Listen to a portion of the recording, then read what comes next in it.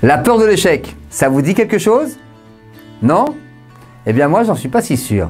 Et on voit ça tout de suite.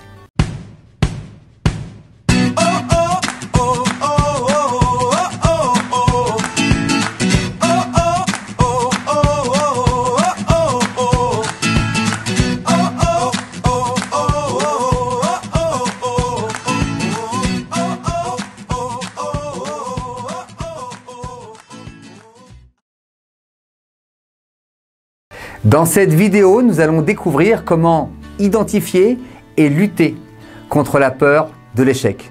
Parce que la peur de l'échec, c'est un sentiment qu'on a du mal à identifier du premier coup. Mais pour faire simple, est-ce que ça vous arrive de vouloir faire quelque chose? Ou de vouloir demander quelque chose? De vouloir dire quelque chose? Ou de vouloir tenter quelque chose et puis vous y renoncez?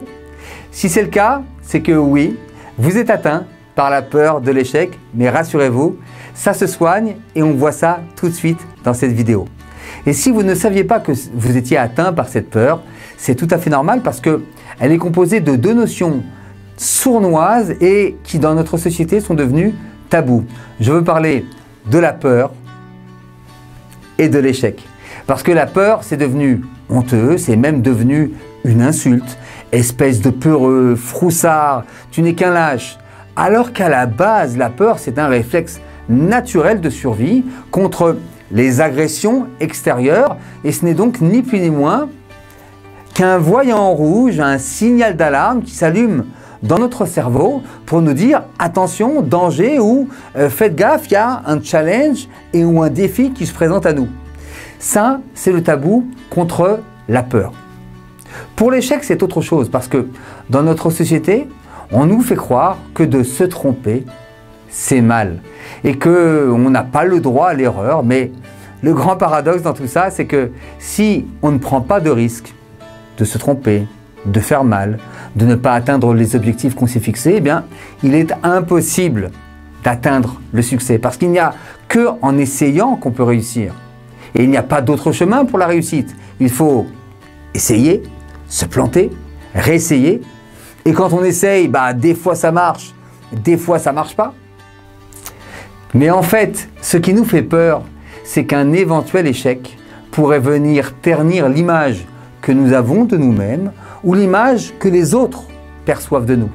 D'ailleurs, quand je forme des téléacteurs ou des commerciaux, je me suis rendu compte que la peur de l'échec est très présente et même parmi les plus confirmés. Et le message que j'essaye donc de leur faire passer, c'est que à chaque appel, à chaque rendez-vous, à chaque tentative, c'est bingo. Et là, j'ai toujours la même réaction. Mais comment ça bingo, Chaim? Mais ça va pas. Mais je ne vends pas à tous les coups. Mais parfois, tu sais, on me raccroche au nez. Ou il y en a d'autres qui me disent tu sais, Chaim, je ne signe pas à chaque rendez-vous. En fait, il faut bien comprendre que chaque action, que ce soit dans la vente ou dans d'autres domaines, que ce soit même pour tenter une nouvelle recette de cuisine, pour se lancer dans le bricolage, pour apprendre à dessiner ou dans n'importe quelle discipline et domaine, chaque tentative nous permet soit de réussir et la personne se plaint et c'est tout bon, soit de ne pas réussir et c'est tout bon aussi. Parce que si on n'a pas atteint l'objectif qu'on s'est fixé, eh bien ça va nous permettre d'affiner notre geste, de nous corriger. Et donc, vous comprenez à présent pourquoi, en fin de compte, chaque action est en fait une réelle source d'enrichissement. Et si je sais être attentif, ce qui apparaît au premier abord comme un échec, n'est en fait qu'une expérience supplémentaire qui devient donc le meilleur associé de ma réussite.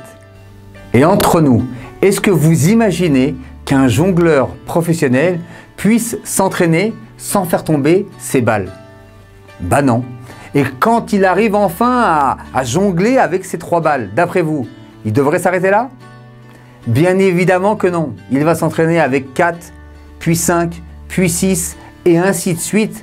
Et avant d'y arriver, il se penchera souvent par terre pour ramasser les balles qui seront tombées. Eh bien, dans nos vies, qu'elles soient personnelle, professionnelle ou sociale, c'est exactement la même chose. Il faut juste s'entraîner. Et au passage, il s'agit ici d'une des clés principales de l'éducation.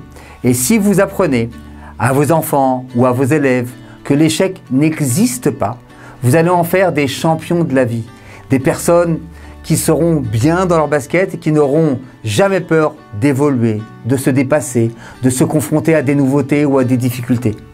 Et que le fait de ne pas réussir à chaque coup, c'est normal. Mais on reparlera d'éducation dans une prochaine vidéo, je vous le promets. Parce qu'aujourd'hui, je voudrais vous donner 4 clés pour vaincre votre peur de l'échec.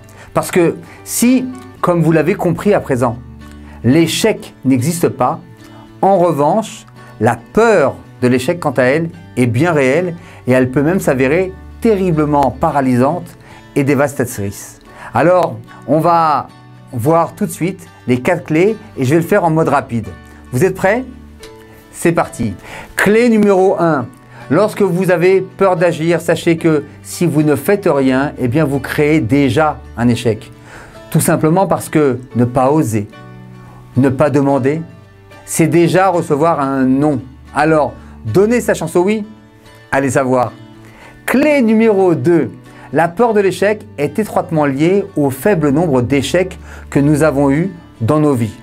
En fait, moins nous avons d'échecs et plus nous avons peur d'échouer. Les personnes qui réussissent ont toutes comme dénominateur commun d'avoir accumulé beaucoup d'échecs. Et tous le disent et vous le diront, à force, ça ne fait plus mal du tout.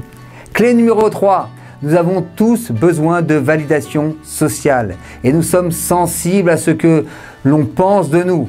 Et donc, nous ne voulons pas nous regarder ou nous montrer en situation d'échec. La solution réside dans le fait de faire les choses pour nous-mêmes et pour notre développement. Peu importe que les autres soient les témoins ou les spectateurs de nos tentatives. Le principal, c'est de savoir que vous êtes en train d'apprendre à réussir. Et rira bien qui rira le dernier. Clé numéro 4. Soyez fiers d'essayer, même si vous risquez d'échouer. L'idée, c'est que quand vous vous impliquez et que vous vous autorisez l'échec, vous créez de la fierté. Parce que la fierté provient toujours de l'action. Et un succès sans effort, vous le savez aussi bien que moi, ne génère qu'une satisfaction très éphémère. Et donc, quel que soit le résultat, vous serez fier d'avoir tout donné pour réussir. Ok? Allez, un petit dernier pour la route. Prenez exemple sur ceux qui ont réussi et qui ont persisté. Walt Disney fut renvoyé de son journal pour manque d'imagination. Michael Jordan a été viré de son équipe de basket, considéré comme trop mauvais. Thomas Edison a réalisé 9987 tentatives avant de créer l'ampoule. Le premier producteur des Beatles les a quittés pensant que la guitare s'était démodée. Alors vous aussi, luttez pour vos convictions, pour penser à ce que vous voulez incarner dans la vie.